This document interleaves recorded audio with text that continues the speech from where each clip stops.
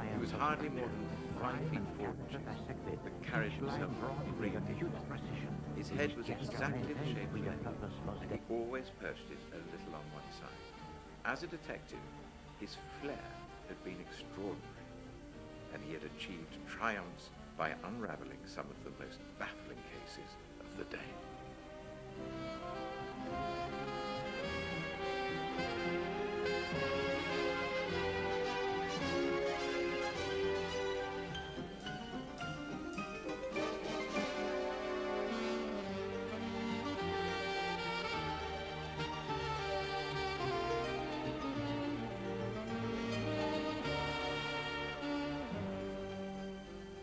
Agatha Christie's little Belgian detective has had a Herculean influence on crime fiction.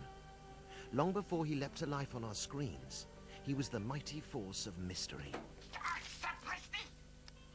His creator, the most prolific author in history. Sit back as the series takes you on a literary journey through the bookish beginnings of some of our best-loved television detectives. Step up, the investigator with a big brain. These feverish speculations, they will not do. Order and method will be our guides.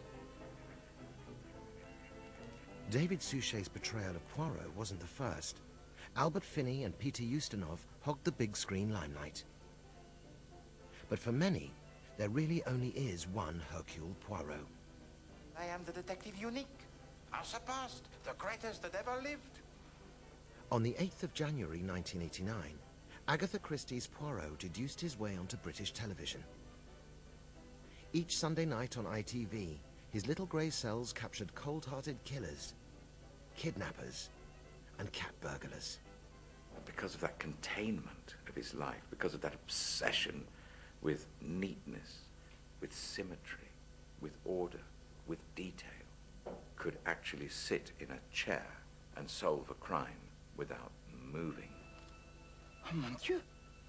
What is it? I have an idea that is all, but... Mon Dieu! Infuriating. Because he could be just sitting there and he'd suddenly go, but of course, now I understand. And you think, oh, what? What happened? The case is finished. Finished? Oh, yes, my friend. I now know everything.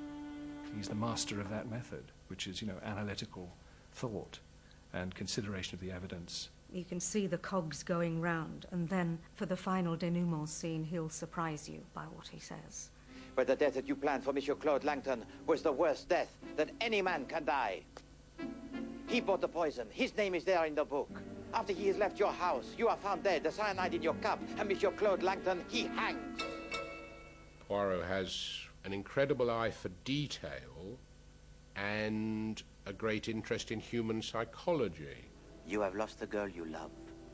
But there is one thing that you are not. You are not a murderer, deep down within your heart. No matter where he is, murder is committed, whether it's on the Orient Express or whether it's a cruising down the Nile or whatever it is, murder seems to follow him around. He'd be my number one suspect. Over 2 billion Agatha Christie books have been sold worldwide. But Poirot was given a new lease of life on television by writers like Clive Exton and Anthony Horowitz. He was aided along the way by sidekick Captain Hastings.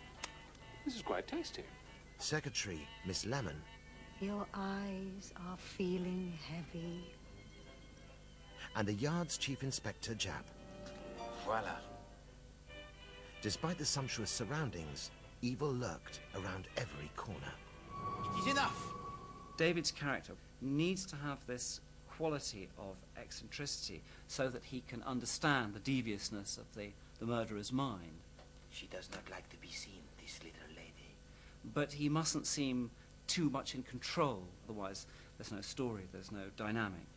Poirot, always you put the interpretations most sinister on matters which make you quite innocent. You don't really tune in week after week to something just to see how the mystery's going to be solved.